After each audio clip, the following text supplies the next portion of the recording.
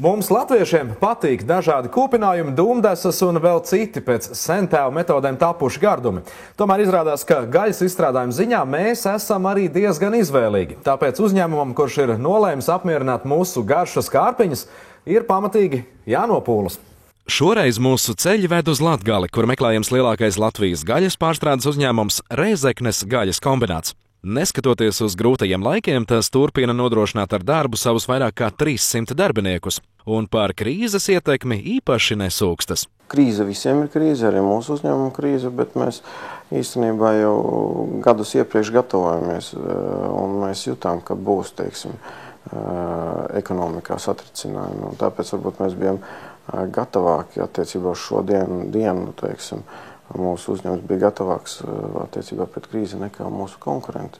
Stāsts par to, kā top dažādi gaļas gardumi, gan jāsāk 15 km pirms Rēzeknes, kur atrodas īsts harēms.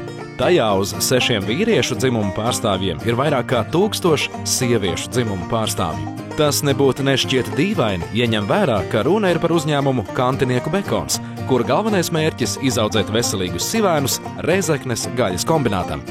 Izmantojot mākslīgu apsēklošanu, mēnesī uzņēmuma fermu papildina vairāk kā 2000 sivēnu. 28 dienas pavadījuši mātes aizgādībā, tie nonāk īpašos boksos, kuros uzturas nākamos 5 mēnešus. Šeit sivēni saņem tīru un dabisku pārtiku, kas ideāli piemērota viņu vecumam un vajadzībām un tapusi no pašmājās audzētām izēvielām. Mēs uzņēmumā nodrošinām sivēniem pilnvērtīgu barību, ko ražojam šeit uz vietas. Katrai sivēnu vecuma grupai ir atbilstoša barība. Tās šobrīd ir no dzimšanas līdz nobarošanas beigām 7. Kad rukši sasnieguši 110 kg svaru, tie tiek vesti uz Rēzeknes gaļas kombinātu un nokauti.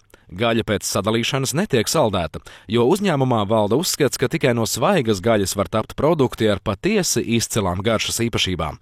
Rēzeknes gaļas kombināta iecienītākā prece ir alkšņu dūmotā gaļa, kas jau 4 gadus lepojas ar lielu pircēju uzmanību. Tāpēc šodien izsekosim tās tapšanas procesam. Vispirms gaļa nonāk atkaulošanas cehā, kur to sagriež, atkaulo un sadala pa veidiem, piemēram, šķiņķī, ribās, krūtiņā vai filejā. Nu laiks speciālās iekārtās gaļu sagatavot marinēšanai. Pati marinēšana notiek tā dēvētajā masierī, kur gaļa tiek maisīta apmēram 2 līdz 3,5 stundas. Tad gaļa ar rokām tiek sasieta ruletēs un atdota tālāk uz kūpinātavu. Kā jau apliecina alkšņu gaļas nosaukums, tā apmēram 4 līdz 5 stundas tiek kūpināta tieši alkšņu skaidās. Kāpēc tā? Garši veidojas galvenokārt no alkšņu skaidām.